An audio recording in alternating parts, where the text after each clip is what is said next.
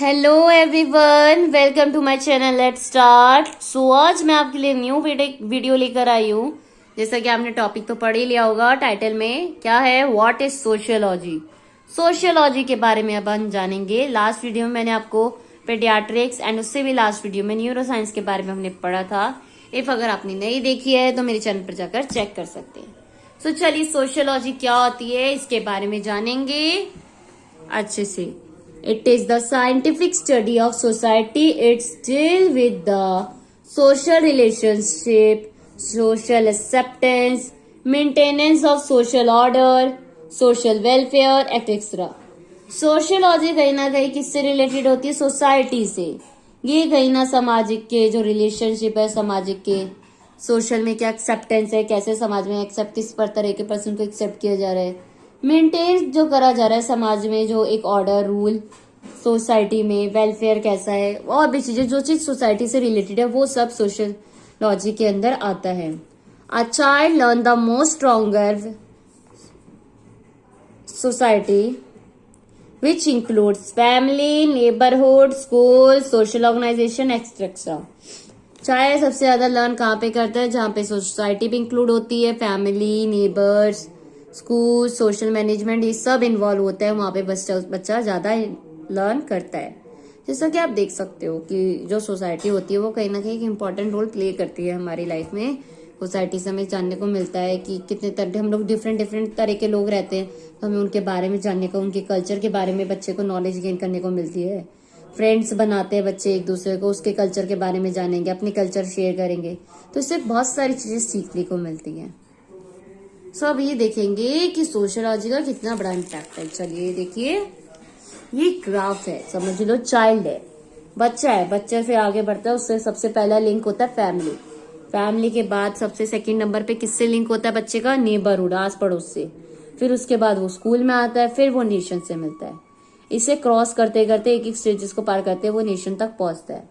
Need, interest, aspiration, engagement, participation, ये सबकी जरूरत होती है, तभी बच्चा आगे इन्वॉल्व हो पाता है एक्टिवली और चीजों को सीख पाता है। अगर बच्चा फैमिली के साथ ही रह रहा है, नेबरहुड में कोई इन्वॉल्वमेंट ही नहीं है, तो उसे पता क्या चलेगा नेबरहुड की इंपॉर्टेंस क्या होता है, इसका मतलब कैसे इंपॉर्टेंट रोल प्ले करते हैं, क्या क्या चीजें हमें सीखने को मिलती हैं।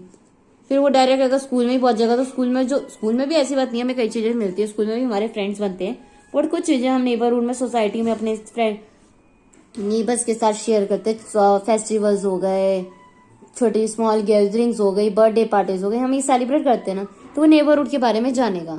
एक दूसरे की हेल्प करते हैं, पड़ोसी पड़ोस के साथ ही होते ना, पड़ोसी पड़ोसी के साथ ही, तो ऐसे ही वो हेल्प करते हैं। कभी कोई प्रॉब्लम आ जाए तो सबसे पहले हमारे पास कौन आते हैं? नेबर्स, है ना। तो उसकी इंपॉर्टेंस बच्चा जानेगा। फिर स्कूल में क्या इंपॉर्टेंस है? स्कूल में बच्चा लर्न करेगा कई तरह की चीजें, और कई लोगों से, कई बच्चों से मिलेगा, इंटरेक्ट करेगा, और भी उनके बारे में जानेगा, है ना। एंड देन नेशन में तो बहुत बड़ा सब कुछ आ गया, जहाँ पे बच्चा औरों से मिलेगा, पढ़ेगा, जानेगा, क्या राइट्स है हमारे, क्या ड्यूटीज है, उसके बारे में नॉलेज होगी। ये तो बहुत आगे पहुंच गए हम, है ना। इफ इट, एक minute, hold on, thus it focus on the social mobility, has interdependence, and arouse the feeling of cooperativeness and collaboration among all the youths and adults, so that the feeling of integratedness can be evoked. इसका main focus क्या होता है society का? कि health, interdependence, हम एक दूसरे से बंधे हुए हैं, एक फीलिंग आना कॉपरेटिवनेस की, मिलजुल के कोलैबोरेट करना, यूथ में जो अडल्ट्स है सबको मिलके करना है, इंटीग्रेटेड, हम एक दूसरे से मिले हुए हैं। We understand and develop so many skills and knowledge from the society which helps in our development and prepare us for our livelihood। हम लोग क्या समझते हैं? डेवलप करते हैं कई सारी स्किल्स, नॉलेज गेन कर सकते हैं ना सोसाइटी, जैसा कि मैं आपको बता ही रही हूँ, जो हमारी ओवरऑल डेवलपमेंट में भी मदद करता है, हमें प्रिपेयर करता है अपने आगे की लाइफ जीने के लिए। It is also helpful to the adjustment in life by building character, social emotional development, social economic development et cetera. ये कहीं ना कहीं हमारी मदद इसमें भी करता है, लाइफ में, उस लाइफ में एडजस्ट करने में मदद करता है, जो सोसाइटी है वो इमोशनली हमें डेवलप करती है, सोशली डेवलप करती है, हर तरह से इकोनॉमिक, सोशली, लैंग्वेस्टिक, हर तरह से डेवलप करती है और हमें सोसाइटी में एडजस्ट होने में भी मदद करती है। तो ये था सोशियोलॉजी। सोशियोलॉजी के नाम से ही आपको बस ये पता होना चाहिए कि सोसाइटी की बात की जा रही है और सोसाइटी कहीं ना कहीं बहुत इंपॉर्टेंट रोल प्ले करती है। सोसाइटी में ही हम रहते हैं, उसी सोसाइटी में हम प्रेजेंट है, एंगेज है ना, तो सब कुछ हम उस सोसाइटी में कर रहे हैं। तो सोसाइटी इंपॉर्टेंट रोल प्ले करती है बच्चे की लाइफ पे। As a teacher you should know about it. So ये थी आज की वीडियो जिसमें हमने सोशियोलॉजी क्या होता है छोटा सा टॉपिक पढ़ा था। एंड अगर इससे रिलेटेड कुछ क्वेश्चन आ जाता है, you can also use this diagram to express the meaning, main point जो आप शो करना चाहते हो वो इस डायग्राम से भी आप बच्चों को एक्सप्रेस कर सकते हो।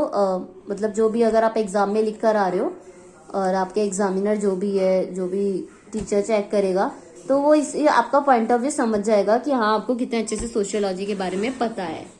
क्योंकि जो आप लोगों के कॉम्पिटिटिव एग्जाम्स होते हैं बीएड के या अदर डिप्लोमास के, तो उसमें अगर आप ये कर लेते हैं तो इससे आपको काफी हेल्प मिल जाती है और टीचर को क्लैरिफिकेशन मिल जाता है कि जो आपका समझाना चाहते हो अपने आंसर में वो आपने डायग्राम के थ्रू एक्सप्लेन कर दिए। इट मीन्स आपने जो नीचे कंटेंट लिखा है वो भी करेक्ट ही होगा।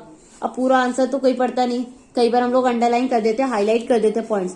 तो अगर आप डायग्राम भी करेक्ट बना लेते हो और उससे रिप्रेजेंट कर देते हो तो उससे भी आपको एक पॉजिटिव हो जाता है आपका रिमार्क सामने, जो भी आपका एग्जामिनर जो भी चेक कर रहा होता है कॉपी आपकी।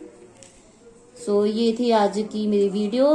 आई होप आपको अच्छी लगी होगी। अगर वीडियो अच्छी लगी हो लाइक शेयर तो कर ही दीजिएगा और कमेंट में जरूर बताइए कैसी लगी वीडियो, बिकॉज आपकी कमेंट्स ही मेरे लिए मोटिवेशन का रोल प्ले करते हैं, मुझे मोटिवेट करते हैं और भी ऐसी वीडियोस आपके साथ शेयर करने में। सो जरूर कमेंट करिए कि आपको वीडियो कैसी लगी, अच्छी लगी, बुरी लगी, जैसी भी लगी, तो वो आप कमेंट में जरूर बताएं। And thank you so much for watching my video. And जाने से पहले सब्सक्राइब भी कर दीजिएगा ताकि और भी ऐसी वीडियोस मैं आपके साथ शेयर करती रहूं। सो बाय एवरीवन।